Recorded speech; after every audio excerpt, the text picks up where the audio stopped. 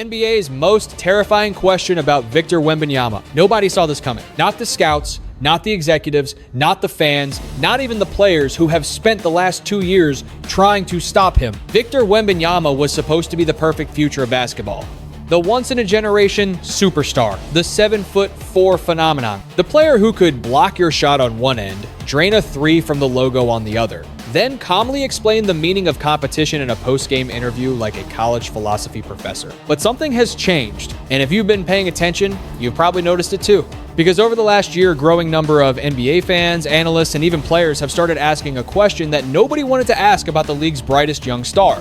What if Victor Wembanyama isn't just competitive? What if he's becoming one of the NBA's most controversial players? Now, before anyone gets angry, let's be clear. We're not talking about a villain. We're not talking about someone intentionally trying to hurt people. We're talking about a pattern that includes elbows to faces, a first career playoff ejection, dangerous landing zone incidents, physical confrontations, and a collection of moments that have slowly transformed the conversation surrounding the most hyped young player basketball has seen since LeBron James. The strange part? None of these incidents fit the public image people have of Wembanyama. When you hear Victor speak, he sounds thoughtful, calm, intelligent, disciplined, yet somehow that same player keeps finding himself at the center of increasingly heated controversies. And the deeper you look, the harder it becomes to dismiss everything as coincidence. Maybe it's bad luck, maybe it's playoff intensity, maybe it's the natural consequence of being a hyper-competitive superstar carrying enormous expectation. Or maybe there's something else happening beneath the surface. Because once we start connecting all the dots,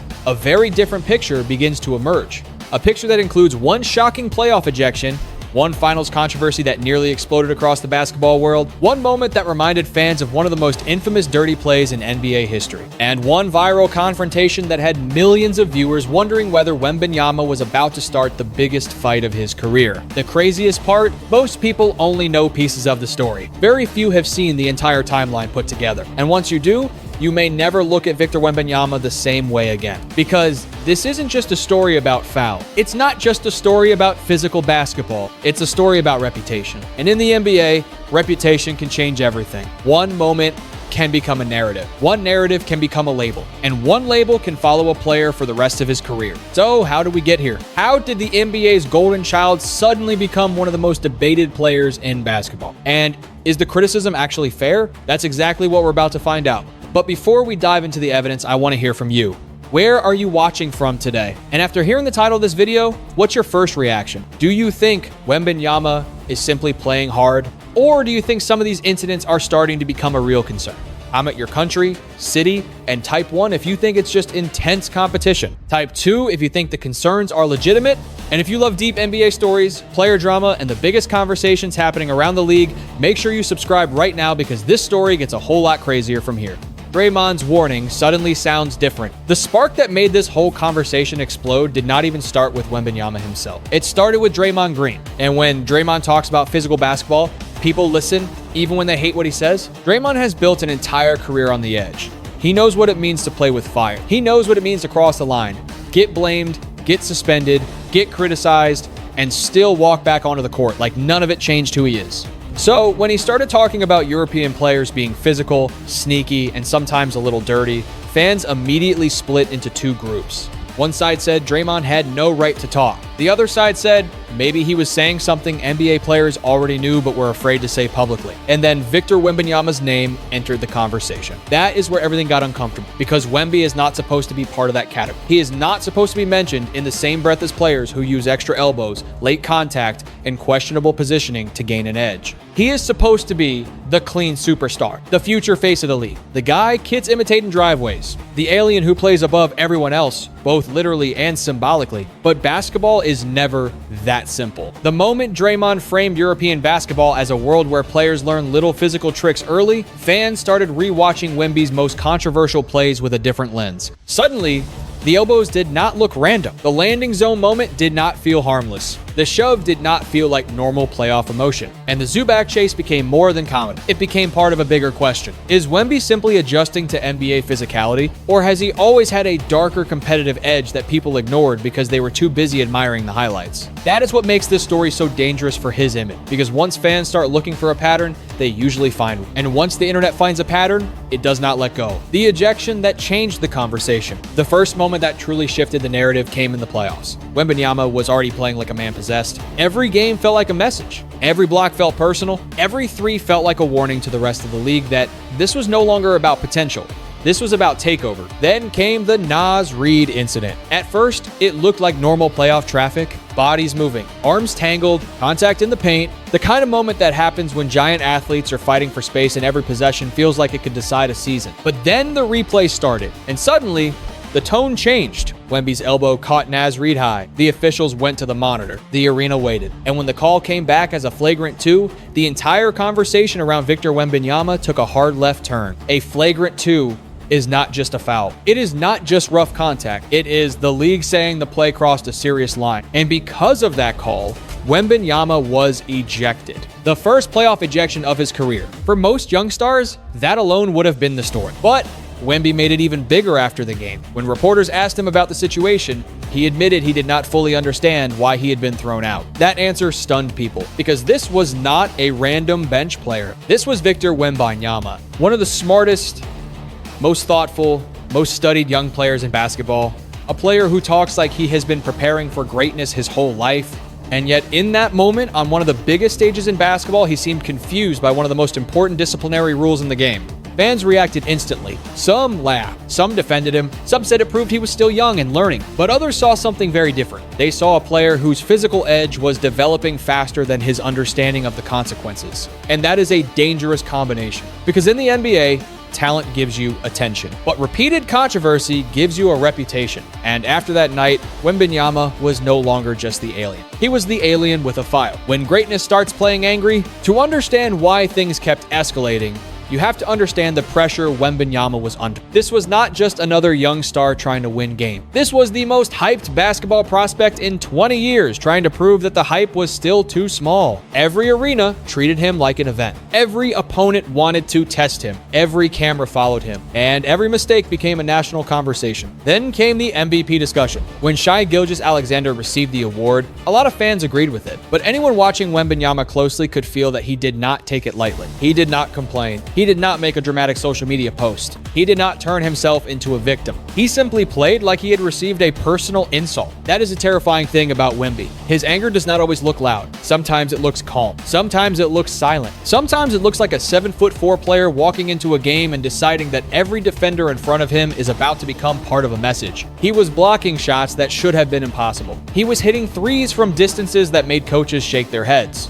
He was dunking on players who had spent their entire lives being the biggest person on the floor. And with every dominant performance, the same thought kept growing. This is the future. But under that brilliance, something else was growing too. Frustration, edge, impatience. Little more contact after the whistle, little more force in crowded spaces, a little more emotion when opponents push back. Great players all have fire. The problem is not the fire. The problem is control. And with Wembanyama, the league was starting to wonder whether the fire was getting ahead of the control. That is why the next incidents mattered so much. Because once a player is already under suspicion, every physical play becomes evident. Even the ones that might have been ignored before. The finals became a pressure cooker. By the time the finals arrived, Wembanyama was carrying more than the Spurs' championship hopes. He was carrying a growing reputation, and he was carrying flagrant foul danger. That made every collision feel heavier. Every whistle felt bigger. Every replay felt like it could change the series. Then came the Karl Anthony Towns elbow. The Spurs were in control. They were up big. The building had that strange finals energy where one team can almost feel the trophy getting closer. Fans were already preparing the coronation. Wemby was going to be the young king, the alien who arrived ahead of schedule, the player who turned a rebuild into a championship story before the league was ready. And then, in the middle of that momentum, he caught Cat with another high elbow. The officials reviewed it. The broadcast slowed it down. Fans online froze the clip, zoomed in, argued, defended, attacked, and did what NBA fans always do when controversy appears. They turned one moment into a battlefield. The call was a flagrant one, not an ejection, but still serious. And suddenly, the math around Wembanyama became brutal. One more flagrant could mean suspension. One more mistake could cost him a finals game. One more reckless movement could change the championship. That is what made the situation so tense, because this was not happening in November. This was not happening during a random regular season road trip. This was the NBA Finals. The brightest lights, the smallest margins, the place where legacies are built or broken. And instead of talking only about Wemby's brilliance, fans were talking about whether he was becoming too dangerous when the game got physical. That is the nightmare for a superstar. When your greatness and your controversy start traveling together, people stop separating them. They do not say, Wemby dominated. They say, Wemby dominated, but did you see that elbow? And once that sentence enters the conversation, the story is no longer fully under your control. The Brunson shove and the no-call explosion, the Jalen Brunson shove might be the moment that turned suspicion into full-blown outrage, because this was not hidden in a crowded paint. It was not a blurry collision. It was not one of those plays where 5 bodies crash together and nobody can tell exactly what happened. Wembanyama put 2 hands on Brunson and shoved him. Clear, visible, right in front of everyone. The Knicks bench reacted immediately. Fans reacted immediately. The broadcast reacted immediately. And the officials had a decision to make. Was this just playoff emotion, or was it excessive contact that deserved a flagrant? They chose not to call it a flagrant. And that choice lit the internet on fire, because people were not only looking at the shove, they were looking at the consequences. At that point, Wembanyama was already close to suspension territory. If the officials upgraded that shove, the entire finals could have shifted. That is why fans started asking the question nobody in the league wants attached to a finals series. Was the whistle different because of who Wembanyama was? Now, to be fair, playoff basketball is physical.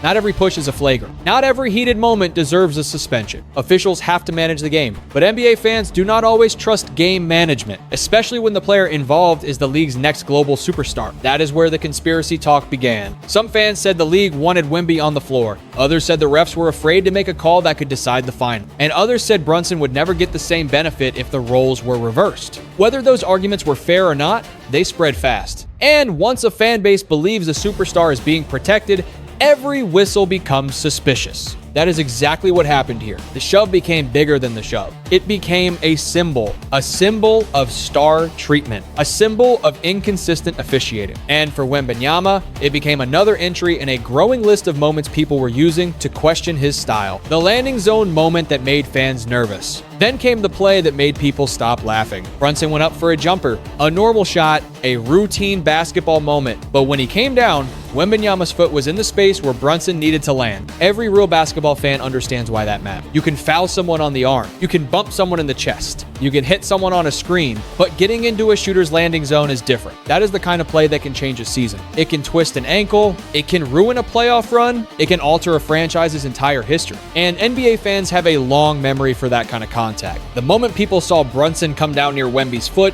one comparison appeared everywhere: Zaza Pachulia and Kawhi Leonard. That name alone changed the temperature of the conversation, because the Zaza Kawhi play is not remembered as normal physical basketball. It is remembered as one of the most controversial playoff moments of the modern era.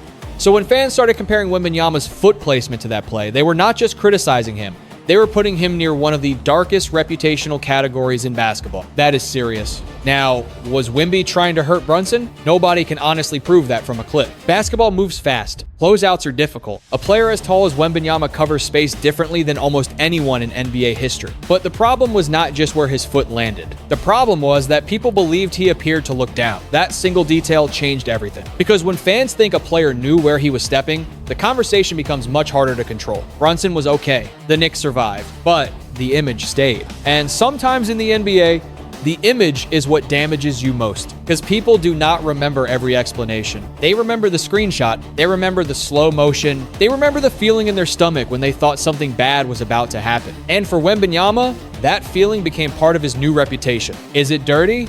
Or is it learned instinct? This is where the story gets more complicated. Because it is easy to say Wembanyama is dirty. It is easy to say he is innocent. It is easy to pick a side, yell online, and move on. But the truth may be somewhere in the middle. Wembanyama came through the French and European basketball system, where players often learn a different kind of physicality from a young age. The game is slower in some way, more tactical, more detailed, more physical away from the ball. Players are taught how to use angles, contact, timing, and body positioning to create advantages that do not always show up in a box score. That does not mean European players are dirty. That would be lazy. Some of the most skilled and intelligent players in NBA history came from Europe, but it does mean certain habits can look different when they arrive in the NBA. An elbow in traffic, a screen that leans just a little too far, a foot that lands just a little too close, a shove that feels like gamesmanship in one league and excessive in another. For Wembanyama, this matters because his body makes everything more extreme. A normal player's elbow is already dangerous. Wemby's elbow is coming from a different altitude. A normal closeout takes 2 steps. Wemby's closeout can cover half the court. A normal bump moves a player. A Wemby bump can send someone flying because the leverage is completely different. That means he has less room for error than almost anybody else. He cannot play reckless and expect people to treat it normally. He is too big, too visible, too important. And that is the hard lesson every young superstar has to learn. The better you become, the less freedom you have to be careless, because everyone is watching. Every opponent is studying, every referee is remembering, every fan is building a case. And if Wemby wants to become the face of the NBA, he cannot simply dominate the game. He has to control the game. That means controlling his arm, controlling his feet, controlling his reactions, controlling his reputation before the reputation controls him. The Zubac chase that became instant comedy. After all the serious moments, we have to talk about the funniest one, the Ivica Zubac chase. Because this clip belongs in a museum. Spurs versus Clippers, regular season, normal physical play. Zubac bumps into Wembanyama from behind. And for most NBA players, that would be the end of it. Maybe a stare, maybe a few words, maybe a little shoulder check energy on the next possession. But Wembanyama reacted like Zubac had just committed a personal insult against the entire country of France. He turned. He accelerated, and suddenly, the tallest player on the floor was chasing a Croatian center down the court like the final scene of an action movie. The arena felt it immediately. The cameras found it, the crowd got louder. Everyone watching at home leaned forward because nobody knew what was about to happen. And then the best part arrived. Zubac turned around. That was it. No fight, no explosion, no dramatic confrontation. The moment Zubac made eye contact, Wemby's entire energy changed. The sprint became a walk. The anger disappeared. The body language softened. And suddenly, he looked like a man who had simply wandered into that part of the court for normal basketball reasons. It was perfect. Not because it made Wemby look terrible, but because it made him look human. For all the talk about aliens and generational gifts, that moment reminded everyone that he is still young, still emotional, still figuring out how to carry himself when someone tests him physically, and the internet did what the internet does. It turned the clip into comedy. Fans joked that he was running hard until Zubac turned around. They joked that nobody was holding him back, but he still somehow performed the hold me back routine. They joked that a 7'4" alien suddenly remembered Zubac was built like a wall. But beneath the comedy, the clip still mattered because it showed the same thing the series play showed. Wembanyama has a switch. And when that switch flips, things can get unpredictable. Sometimes it leads to dominance. Sometimes it leads to chaos. And sometimes it leads to one of the funniest NBA clips of the year. The line between greatness and reputation. So where does all of this leave Victor Wembanyama? That is the real question. Because the easy version of this story is simple. Call him dirty. Call him reckless. Call him misunderstood. Call him protected. Pick a side and argue. But the real version is more interesting. Wembanyama is one of the most gifted players basketball has ever seen. That is not debate. That is reality. A player with his size should not move like that. A player with his wingspan should not shoot like that. A player who can protect the rim like an all-time defensive anchor should not also be able to create offense like a guard. He is not normal. He is not just a prospect anymore. He is already one of the most important players in the NBA, but that is exactly why this matters. Because the greatest players do not only build their careers with highlights, they build them with trust. Trust from teammates, trust from coaches, trust from officials, trust from opponents that they can compete hard without turning every close play into a dangerous one. Right now, Wembanyama is standing at a very important point in his career. He can learn from these moments. He can tighten his footwork, control his elbows, manage his emotions, understand that when you are the biggest player on the court, your responsibility is bigger too. Or he can ignore the warning signs and let the label grow. And once that label sticks, it becomes very hard to remove. Draymond Green knows that. Zaza Pachulia knows that. Every physical player in NBA history knows that. A reputation can make referees watch you differently. It can make opponents react faster. It can assume intent even when there is none. That is the danger for Wemby. Not that he has already lost. Not that he is a villain, but that he is close enough to the line that the whole league has started watching his feet, his elbows, and his reaction. The lesson here is bigger than one player. Talent without discipline becomes unstable. Fire without control becomes dangerous. Competitiveness without respect can turn greatness into controversy. The best version of Wembanyama is not a softer version. Nobody wants him to lose his edge. Nobody wants him to stop playing hard. The NBA needs stars who care deeply, compete fiercely, and refuse to back down. But the best version of Wemby is a controlled storm. A player who dominates without giving opponents a reason to question his intent. A player who plays with force, but also with responsibility. A player who understands that real greatness is not just about winning the collision. It is about knowing when not to create one. And honestly, that is what makes his future so fascinating. Because if Wembanyama learns from this, the league is in trouble. If he combines his talent with emotional control, physical discipline, and championship wisdom, he could become the most unstoppable player of his generation. But if these moments keep happening, the conversation will only get louder. So now I want to hear from you. After seeing the full picture, what do you think? Is Victor Wembanyama being unfairly targeted because he is young, foreign, and already dominant?